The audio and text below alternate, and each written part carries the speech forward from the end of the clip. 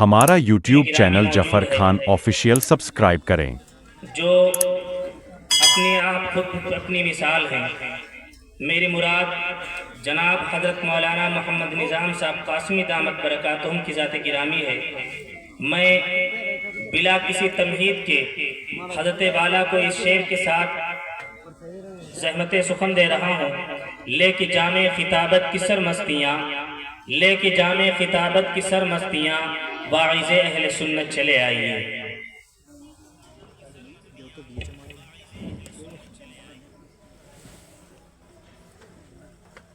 السلام علیکم ورحمۃ اللہ وبرکاتہ۔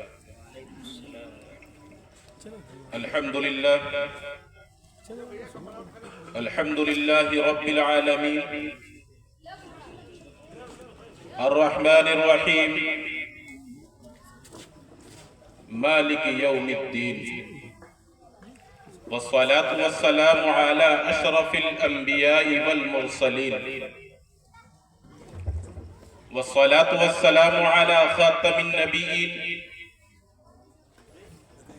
والصلاة والسلام على سيد الأشجعين، والصلاة والسلام على سيد المحققين، والصلاة والسلام على سيد المدققين، والصلاة والسلام على سيد الخاشعين، والصلاة والسلام على سيد الراكعين، والصلاة والسلام على سيد الساجدين، والصلاة والسلام على سيد الأولين، والصلاة والسلام على سيد الآخرين، والصلاة والسلام على سيد الأولياء، والصلاة والسلام على سيد الأتقياء. أما بعد، فقد قال الله تبارك وتعالى في القرآن المجيد والفرقان الحميد: فأعوذ بالله من الشيطان الرجيم، بسم الله الرحمن الرحيم. الف لام میم ذلك الكتاب لا ريب فيه هدى للمتقين. أيضا وقال عز وجل في القرآن المجيد والفرقان الحميد: فأعوذ بالله من الشيطان الرجيم، بسم الله الرحمن الرحيم. أولئك على هدى من ربهم وأولئك هم المفلحون. أيضا وقال عز وجل في القرآن المجيد والفرقان الحميد: فأعوذ بالله من الشيطان الرجيم، بسم الله الرحمن الرحيم. وما خلقت الجن والإنس إلا ليعبدون. أيضا وقال عز وجل في القرآن المجيد والفرقان الحميد: فأعوذ بالله من الشيطان الرجيم، بسم الله الرحمن الرحيم. يا أيها الذين آمنوا أطيعوا الله وأطيعوا الرسول. أيضا وقال عز وجل في القرآن المجيد والفرقان الحميد: اقرأ باسم ربك الذي خلق. صدق الله العظيم. عن عبد الله بن عمرو رضي الله عنهما قال: سمعت رسول الله صلى الله عليه وسلم: بني الإسلام على خمس شهادة أن لا إله إلا الله، وإقام الصلاة، وإيتاء الزكاة، والحج، وصوم رمضان. رواه البخاري. عن ابي الدرداء رضي الله تعالى عنه قال: قال رسول الله صلى الله تعالى عليه وسلم: ان العالم لا يستغفر له من في السماوات ومن في الارض حتى الحيتان في الماء. ان العلماء ورثة الانبياء، وان الانبياء لم يورثوا دينارا ولا درهما، وانما ورثوا العلم، فمن اخذه اخذ بحظ وافر. رواه البخاري ومسلم، او كما قال عليه الصلاة والسلام. منفعت ایک ہے اس قوم کی، نقصان بھی ایک. علامہ اقبال، جن کا انتقال سن 1938 میں آزادی سے تقریباً 9 سال قبل ہوا، انہی کا اشعار ہے. منفعت ایک ہے اس قوم کی، نقصان بھی ایک ہے سب کا نبی، دین بھی ایمان بھی ایک، حرم پاک بھی اللہ بھی قرآن بھی ایک، حرم پاک بھی اللہ بھی قرآن بھی ایک. کچھ بڑی بات تھی ہوتے جو مسلمان بھی ایک، کچھ بڑی بات تھی ہوتے جو مسلمان بھی ایک. فرقہ بندی ہے کہیں اور کہیں ذاتیں ہیں، فرقہ بندی ہے کہیں اور کہیں ذاتیں ہیں. کیا زمانے میں پنپنے کی یہی باتیں ہیں؟ کیا زمانے میں پنپنے کی یہی باتیں؟ اللہ تبارک و تعالی نے اپنے کلام پاک میں ارشاد فرمایا: وَمَا خَلَقْتُ الْجِنَّ وَالْإِنسَ إِلَّا لِيَعْبُدُونَ. ہم نے جناتوں کو اور انسانوں کو محض اپنی عبادت کے لیے پیدا فرمایا. اس روئے زمین کے اندر اللہ تبارک و تعالی نے نہ جانے کتنی چیزیں پیدا فرمائی. ہر ایک چیز کا کوئی نہ کوئی مقصد ہے. یہ ہمارے پیچھے ہمارے آگے جو کچھ کاریں کھڑی ہیں ان کا بھی کوئی نہ کوئی مقصد ہے. یہ موبائل اس کا بھی کچھ نہ کچھ مقصد ہے. یہ مائک جو 1901 میں بنا اس کا بھی کچھ نہ کچھ مقصد ہے. یہ بلب ایڈیسن نے بنایا اس کا بھی کچھ نہ کچھ مقصد ہے. اللہ تبارک و تعالیٰ نے دنیا کے اندر جو کچھ بھی پیدا فرمایا ہے اس کا کوئی نہ کوئی مقصد ہے. اللہ تبارک و تعالیٰ نے پہاڑوں کو پیدا فرمایا اس کا بھی ایک مقصد ہے کہ اللہ تبارک و تعالیٰ کو زمین کو زلزلے سے روکنا تھا, اس لیے اللہ تبارک و تعالیٰ نے پہاڑوں کو پیدا فرمایا. اللہ تبارک و تعالیٰ نے پیڑوں کو پیدا فرمایا جس سے انسان پھل اور فروٹ کھا سکے. اللہ تبارک و تعالیٰ نے آسمان کو پیدا فرمایا جس سے کہ چاند اور سورج کو اس کے اوپر لٹکا سکے, جس کے اوپر اس کو دبا سکے. اور اللہ تبارک و تعالیٰ نے اسی طریقے سے زمین کو پیدا فرمایا. زمین بھی اس لیے پیدا فرمایا جس سے انسان رہ سکے. 19 کروڑ 70 لاکھ مربع میل میں پھیلی ہوئی ہے زمین. 19 کروڑ 70 لاکھ مربع کلومیٹر کے اندر پھیلی ہوئی زمین ہے جس میں 14 کروڑ 70 لاکھ مربع کلومیٹر ورگ میل کے اندر سمندر پھیلا ہوا ہے.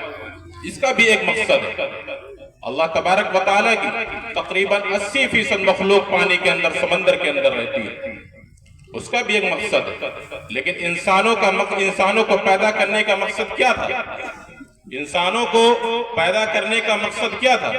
یہ مقصد نہیں تھا کہ ہم دنیا میں آئے ہیں اور دنیا میں اسی طریقے سے جس طریقے سے ہم اور آپ زندگی گزار رہے ہیں اللہ تبارک و تعالیٰ کے احکامات کے برخلاف ہم زندگی گزار رہے ہیں.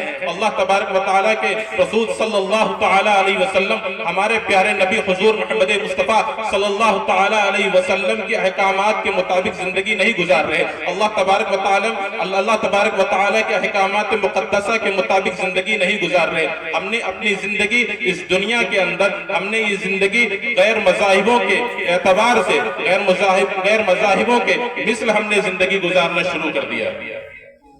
کبھی ہم اپنے دل پر ہاتھ رکھ کر یہ محاسبہ کریں کہ یقیناً ہم اللہ تبارک و تعالیٰ کے احکامات پر, نبی اکرم صلی اللہ تعالیٰ علیہ وسلم کی تعلیمات مقدسہ پر عمل کرتے ہیں. صبح سے لے کر شام تک ہم اللہ تبارک و تعالیٰ کی نافرمانی کرتے ہیں. صبح اٹھتے ہیں 8 بجے اٹھتے ہیں 10 بجے اٹھتے ہیں. اللہ تبارک و تعالیٰ کی ایک نماز جو ہمارے اوپر فرض قرار دی ہے, نماز فجر, جو ہم نماز نہیں پڑھتے. ہم سے قبل جن بچوں نے, جن شعراء اعظام نے ہم کو اصلاحی اور پیاری باتیں بتائی ہیں, اللہ تبارک و تعالیٰ سے دعا کریے کہ اللہ تبارک و تعالیٰ ان تمام باتوں پر عمل کرنے کی توفیق عطا فرمائے. کیونکہ عمل سے زندگی بنتی ہے جنت بھی جہنم بھی. عمل سے زندگی بنتی ہے جنت بھی جہنم بھی. یہ خاکی اپنی فطرت میں نہ نوری ہے نہ ناری ہے. اپنی زندگی, یہ موبائل مارٹن کوپن نے 1973 میں 1973 میں موبائل لانچ کیا. ورلڈ کے اندر سب سے پہلے موبائل 1973 میں آیا. انڈیا کے اندر 31 جولائی 1995 1995 میں آیا. یہ موبائل ہمارے لیے وبال جان بن گیا. وبال جان.